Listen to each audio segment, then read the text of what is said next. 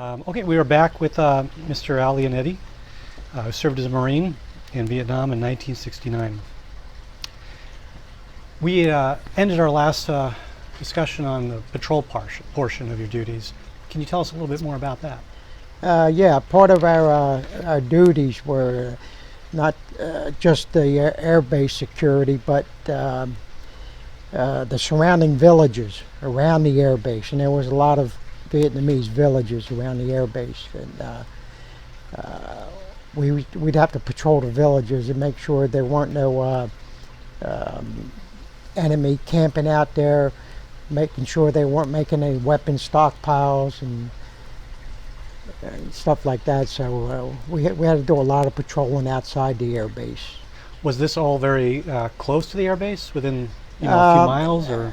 Our primary area was from the airbase perimeter. I think it might have been like 3 miles out, to keep that area clear and free of Vietnamese, North Vietnamese. How often did you go on patrol? Patrols were routine. They had to be done all the time, because you could find a weapons cache one day, and 2 days later it'd be right back there again. So I mean, they were constantly moving weapons and people within the area all the time. So it was just ongoing. How many people would go on a patrol? Usually it depends on operations, what area they want to get cleared. Sometimes it would be a platoon size. It could be a couple squads, but it depends on what operations come up with. In the evening, they would run observation flights in that area around the airbase, and if they detected any movement or anything like that, they would give word to the perimeter lines and everything, and let them know they spotted some movement over here, just to give everybody a heads up. Wow. Now, would you ever engage in combat on patrol? Oh, absolutely, yeah. I mean, almost any patrol you go on, you're going to encounter small arms fire. That often? Yeah. The small arms fire could be from, you wouldn't know the size of the enemy force, really, would you, until you engage? Yeah, and it sounds crazy, but probably 75% of the time, you can't even see the enemy. You can hear the gunfire, you can hear the bullets going through the brush. I know you're near a base, but do you get support, or is it you're basically on your own until you either retreat or you overcome? Is that how it works on a patrol like that? Well, there's never any retreat. Good. You you don't retreat. Right. You try to determine the area where the rounds are coming from. Okay. And you start moving in that direction. You're going to the sound of the gunfire. Right. When you were in combat, your first time, was it the training? Did that just kick in? How did it manifest Yeah, itself? for the most part. I mean, like I said, we were well trained, and exactly what we were trained at, and in the environment we were trained in, it's pretty much the same thing we found there. But this time the live rounds are coming at you. Wow. So and mortar fire would, just be sporadic, but you never knew when a mortar round was going to come into you. You encounter some small arms fire. There could be a half dozen mortar rounds followed behind it. So it's hard to determine confirmed kills, because you could be firing in the direction where the fire is coming at you, but like I told you, you can't see nothing. You got to rely on judgment. And so once the firefight is over, you've pretty much determined that the patrol is over. Well, you never know if it's. That's true. Another thing. You never know if it's over, because That's right. they might stop firing at you, but you still got to keep moving forward, make sure the area is clear. Now, they might have just took off. It could have been some villagers, that went back to their village and just hid their firearms. So, it was touch and go all the time. So you didn't really know who your enemy was, if it was a villager or if it was we knew who the enemy was, but like I said, you don't see them that often. Right. They're not like a battalion of good guys and a battalion of bad guys going after ground. It's not like that. I mean, it's just the enemy's all around you all the time. After a patrol, you had your time back at the base, and you call it your hooch, which was your bed, your bunk you're in. What did you do on your downtime when you weren't directly involved in any of your direct When we duties? had downtime, we had an E-club where we could go drink some beer, and sometimes we play cards in our hooch, and just horse around and just pass the time, joke around. And What age were you and your friends at the time? most of us were around 19 or 20. 19 or 20 years old? Yeah, And you're in this completely foreign environment, yeah, in a combat zone. in a combat zone. And so what kids mostly do at that time, because you really are a kid, even though you've got a gun and you're a combat Marine, it was probably a big stress reliever to be able to relax, go to the club, drink. You went to Yeah. you went to the beach on occasion, which was called China Beach? China Beach. China Beach. Yeah, I think I might have had 3 in-country R&Rs. Wow. Where they give you the day off. Travel's your problem. They don't provide transportation. So you kind of go out to the main road that goes around the air base, and then you just try to thumb a ride. No kidding. Get yourself over to China Beach for the day and hang out there until dusk, and then get your tail back to your compound. What was China Beach like? China Beach was nice. Yeah, Yeah, it was a nice beach. it was a nice. You Did know, you surf there? Usually the only thing you see there are other military. One time I lucked out because we were on China Beach, and some landing craft were coming in off the ocean. And we were standing there watching them, and then they got all the way up to the beach and came on, and we started talking to the guys. There were a bunch of Navy guys from the ship Iwo Jima. And we were just talking with them and horsing around and telling them, man, it'd be nice to get a hot shower and this. That. He said, you guys want a hot shower? I said, yeah. They said, hop on the boat. They took us out to the ship, got a hot shower. We didn't really need a hot meal because we got hot meals at our base camp. And so we went out and got a hot shower and just goofed off with the Navy guys a little bit, throwing ribs at each other,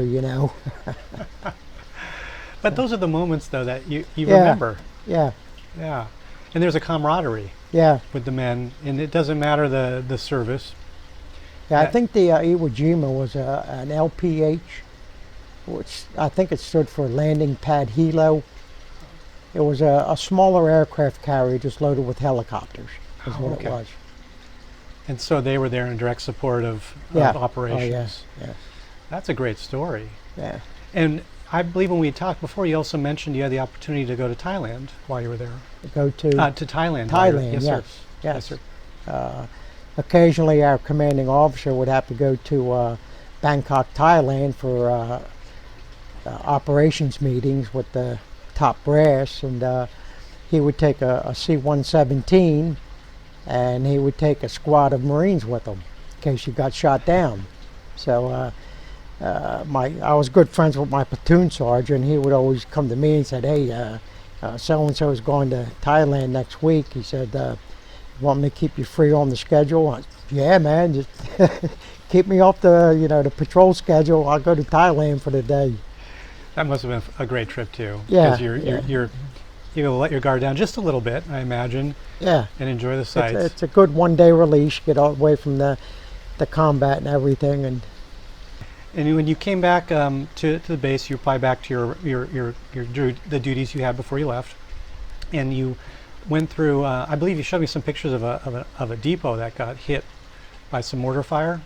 Those pictures that we had looked at yeah. earlier.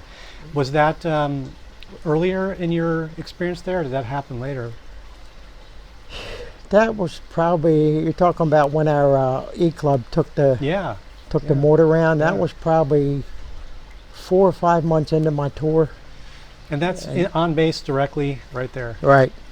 And was anybody, do you know anybody was hurt or injured in that? I didn't hear of anybody being hurt. I think it was might have been after hours for the E-club. It's not open all night. Okay. I don't remember exactly what time they used to close it, but And your ammo, all the ammo, I know was the guys on the base were pissed off.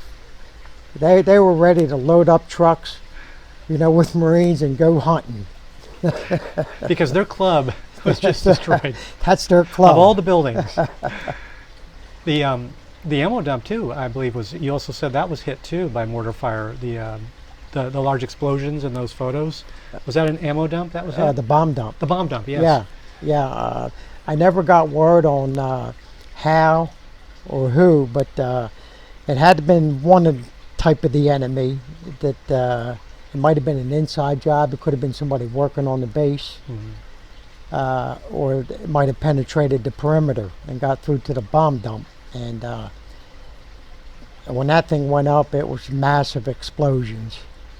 I bet it went on for 48 hours. Continuous, massive explosions. Did the enemy take advantage of that? Well, we had our lines beefed up right away because we thought there might have been a heavy ground attack, coordinated with that bomb dump strike. So tell me a little bit about your promotion ladder. You entered obviously as a boot, and what happened after that? Like I said, I went to that motivation platoon, and when I come out of motivation platoon, I was a squared away Marine. Okay.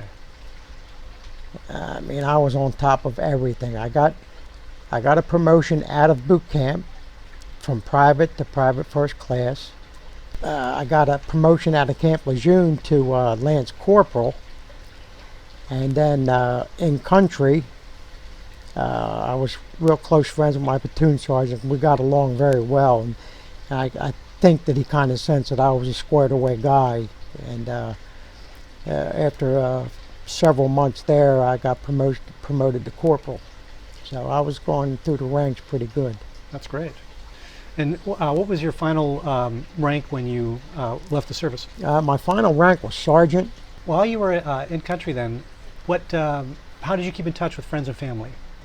I talked to my family and everybody. I guess it was a couple of hours I might have talked to them, And little did I know that after I did get home, my mom mentioned to me something about that phone call. It was like a $800 phone bill. Oh, God. So, I told my mom, I said, man, I didn't even think of that, Mom. That's incredible. Different time. But $800 back then. I'm sure every dollar was worth it. Yes, of course. Being able to talk. As you're getting closer to that time where you're going to finish the service there, what was in the back of your mind? What were you thinking as you got closer to that date? As I mentioned to you before, and I think this is the same for pretty much every combat veteran that goes to Vietnam, you go through stages. When you first get there, you're going to wear all your gear the way they tell you. You're going to perform every function the way you were trained. You're going to do everything by the book to try to keep yourself safe and get home. After a few months, after being in the combat environment, you get to a point, having seen buddies die and having seen the horrors of war and combat, you get to a point where you just don't care anymore. So I don't give a shit because I'm never going to get out of this hole, and you just don't care anymore. You just do your job the best way you can, and one day at a time. And then after doing that, you get to a point there where you start becoming a short timer. You might have getting 60 days you'll be leaving country. And you're thinking to yourself, man, if I can be a little bit careful here, I might be going home, So you go on and go on. Then when you're about 30 days short, you're like, wow, I'm getting close. Are you trying to now tiptoe around? Yeah, now you're being a little more careful, and not taking a lot of risk. And do your commanding officers, your sergeants, take that into account that you're a short timer? Did they think about that? They do. They do. My sergeant's name was Curly. We called him Curly. When I was 30 days or less, he asked me. He said, I need some patrols going out tomorrow. He says, do you want to lay back? And I didn't lay back until maybe 2 weeks before my departure. So Wow. when I was like within 2 weeks, he asked me if you want to lay back. I said, yeah, Carly, I think I'll sit this one out.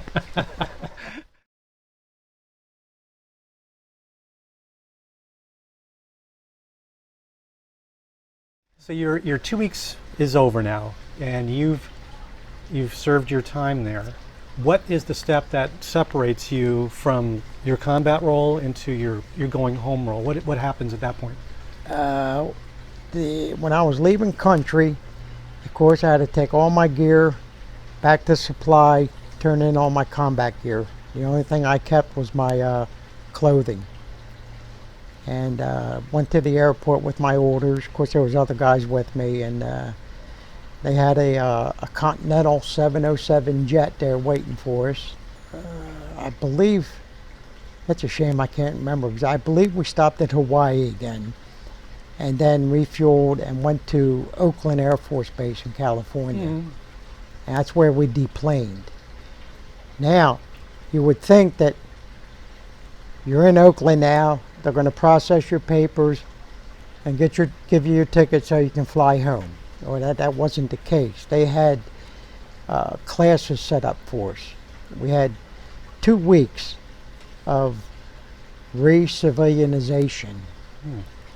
2 weeks training on how to be a civilian again. Amazing that they would think It wasn't doing- intense training, Right. but you're there for 2 weeks, and you might go to a class here for a couple hours one day and a class here for a couple hours another day, and it's just kind of like a buffer between. yeah, a lot of it was they're just talking to you, Yeah. you know.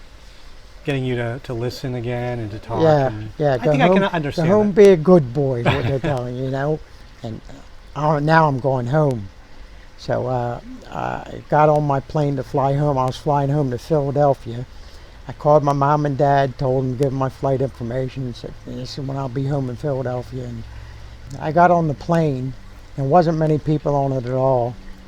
And I'm in my dress uniform, and I'm sitting there, and I put my sunglasses on when I was on the plane, and I was just sitting there, and while they were taking care of their boarding stuff, getting the plane ready to depart, I just had a little breakdown, you know, thinking about the guys that weren't coming home and wondering why I was lucky enough to come home. And I started breaking down a little bit, and I had some tears coming out of my down from my sunglasses.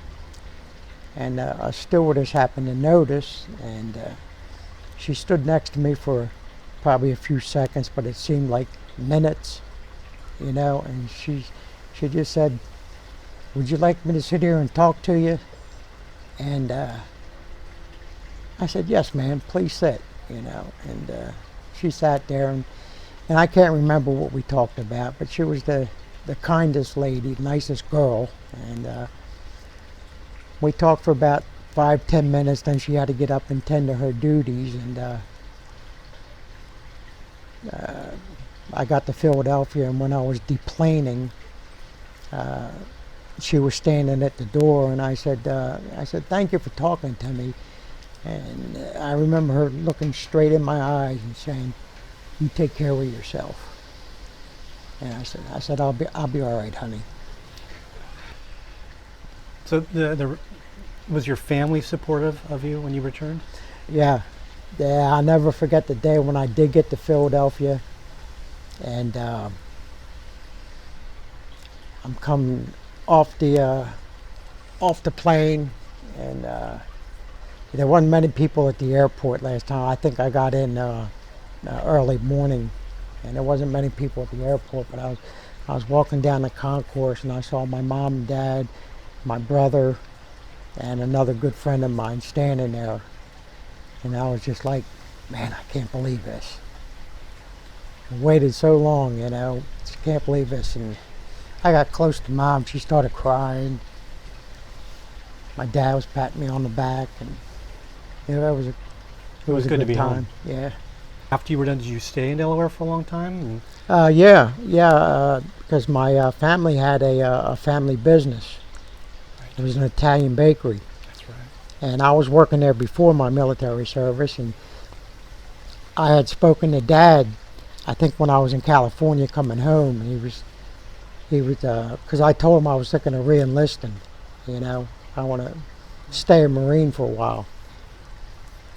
And he didn't object to it, but he said, son, he said, things are going good with the business. He says, I could really, really use you there. And I just didn't have the guts to say no to Dad, you know. So I told the Marine Corps no and told yes to my dad.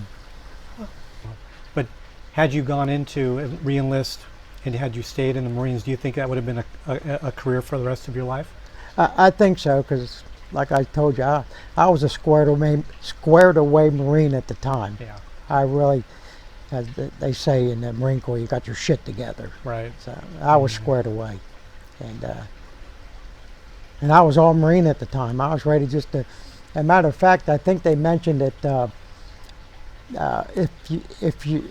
if I re-enlisted, they wanted to send me to DI school to train for a drill instructor, and so that's the lines I was thinking of. Of course, I could have done that for a year or so, and then did another tour in Vietnam if I wanted. But anyway, none of that worked out. So.